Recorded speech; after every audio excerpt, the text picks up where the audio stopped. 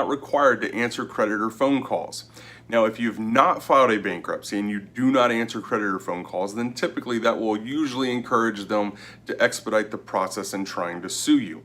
But as we well aware, if we don't have the money to pay them, they can call all day long and they can talk to you and try to give you a guilt trip and harass you into paying the debt. But if you don't have the ability, you don't have the money to pay it, then taking that phone call probably is not going to be entirely productive. Now, you may take it and see if there are different options that you can work out with them, see if you can work something out to negotiate that debt.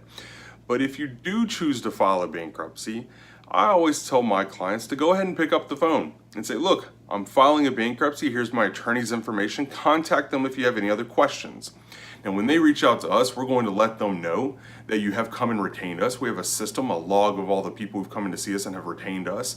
And we will let them know that you've come in, you've retained us to do the bankruptcy for you, but that you have not filed the bankruptcy yet.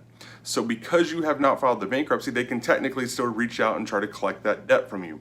But as soon as the bankruptcy is filed, under section 362 of the bankruptcy code, it enacts something called an automatic stay, which makes it where they can't call you anymore. They can't sue you and get judgments and get liens. They can't do any of those bad things that they could do prior to the bankruptcy once the bankruptcy has been filed. So I always tell folks to answer the phone and let them know that they're filing a bankruptcy if they have not filed yet, and give them our information.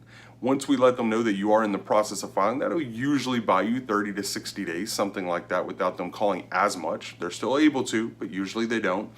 But then once the bankruptcy is filed, we certainly want you to then pick up the phone then, let them know that that automatic stay is in place and that they can no longer reach out to you and try to collect those debts.